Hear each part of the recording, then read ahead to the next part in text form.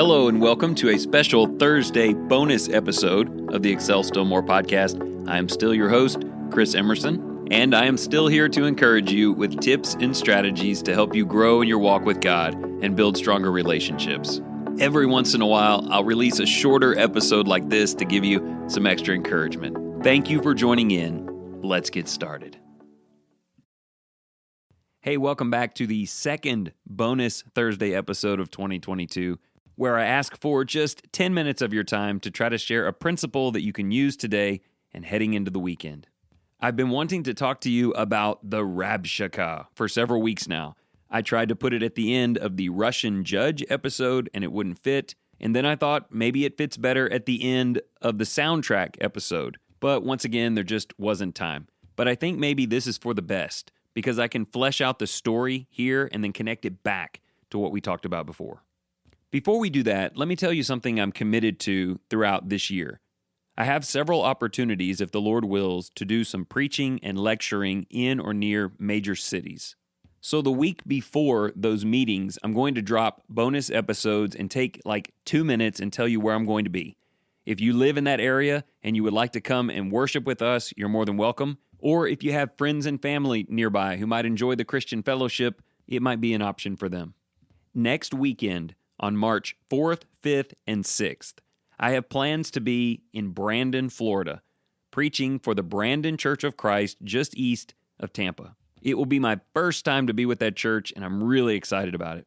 On Friday night, March the 4th, and Saturday night, March the 5th at 7 p.m., we will focus heavily on self-evaluation, surrendering ourselves completely to God so that God can prepare us to carry out His good work. And then, if the Lord blesses us, we will meet at 9:30 and 10:30 Sunday morning, and also at 5 p.m. to bring together 3 chapters from the ministry of Jesus to help us engage in missions of mercy. So again, if any of that is of interest to you or someone that you care about who lives in the area, just Google Brandon Church of Christ and come on out and worship God with us. And one more thing about that trip that connects to our principle today. If everything goes as planned, on Monday morning, March the 7th, I'll get to do the 8-minute chapel talk at the Florida College campus. And unless the Spirit ushers something else in between now and then, I will be talking to them about ignoring the Rabshakeh. So I'm kind of using you as a test run to see if I can squeeze it into a small space. So I need to tell you an incredible story found in Isaiah chapters 36 and 37. Sennacherib is the king of the Assyrians. He is awful, a godless and powerful character. He is the world power of their day. He has been destroying every nation that he touches with his large, powerful, dark, heartless armies. He truly is the representation of Satan in this story. Having ransacked all of the regions around Judea, he sends an army of around 200,000 soldiers to the city of Jerusalem. Within that city are the remnant, faithful people of God. They have united there around their king, Hezekiah. Hezekiah was a godly, humble man who had led the people to more righteous living and who was in direct communion with the Yahweh God. Ultimately, the citizens of that kingdom in that city had to make a choice. Do we stick by our king? We look trapped. We are surrounded by a relentless enemy that has destroyed everything it touched. Within these walls is a king of righteousness, Isaiah, the prophet of the Spirit, and we're being told that the Creator God is looking out for us.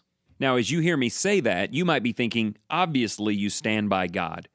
But I want you to imagine that you're standing on that wall. You have a family in that city. As far as your eye can see in front of you are evil soldiers with blood-soaked swords.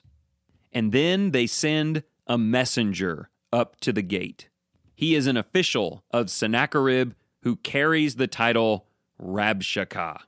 He meets a Jewish spokesman out in front of the city, but he speaks loud enough so that you can hear him. He wants you to believe some things to help you make the decision to just quit. Just surrender, save your family, and leave the city. He tells you you only have 2 choices. You can leave and become our slaves, and we'll take really good care of you. Or you can stay in the city following that small king of yours, and you and everyone you love will die. Here is some of the content of what the Rabshakeh wanted them to believe. Number one, you have no reason to be courageous. We defeat every enemy we face, and it will be no different for you. Number two, you, the supposed people of Yahweh God, have relied on the Egyptians in the past. You've put your faith in the wrong people. You've sinned too much. There's no way God is going to save you. Number three, you try to make up for it in the way that you worship, but you've changed the way that you worship. You tore down places you should not have torn down. And so even though you hope that worship will make it all right, God rejects your offerings. Number four, God has actually sent us, the Assyrian armies, to destroy you. We are His soldiers, punishing you because you deserve it. Number five, your king will not save you. Either he cannot save you, or even if he could, he will not, because you're just too far gone. And then lastly, surrender is your only choice. Stop this feeble effort against us. Let us take you home. We'll give you some land to live on and keep your load light. But I'm just telling you that you will die if you choose to fight. I would imagine that was terrifying to hear. There may have been some who wanted to give up, but they didn't. They stood by their king, and let me tell you how the story ended. The people of God never even had to draw a sword or a bow. Their strength was not needed, only their faith. That very night, God sent an angel who killed 185,000 Assyrian soldiers before daybreak. Rabshakeh, if he survived, and the rest of them ran home and told Sennacherib, whose fate was also sealed because he was killed by his own men shortly after. You see, most of what Rabshakeh said was either an absolute lie or irrelevant. It was a lie to say that the king could not save them, or to say that they had no reason to be courageous. It was a lie to say that God did not accept their worship. It was true that they had relied on the wrong people and made a ton of mistakes. But their king, Hezekiah, who is a representation of Jesus to me, has led us away from those things.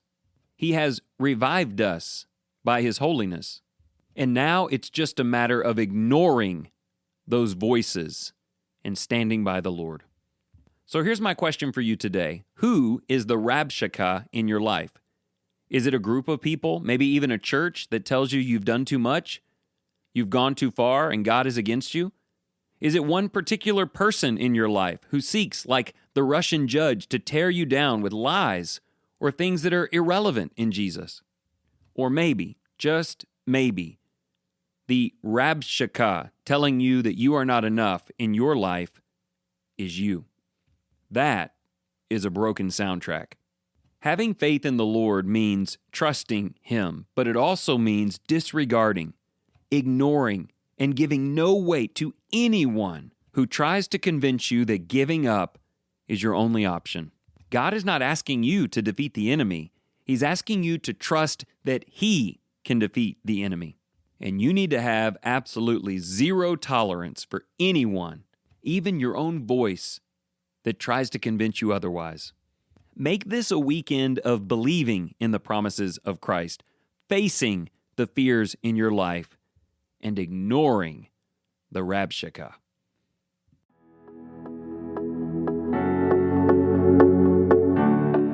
Thank you so much for tuning in today. If you enjoyed the program, please remember to share with your family and your friends. Also, you can go to excelstillmore.life to sign up for emails, order the 3-month journals, or just catch up on old episodes. So until next time, let me leave you with this. Whatever you choose to do today, in the name of the Lord Jesus, excel still more.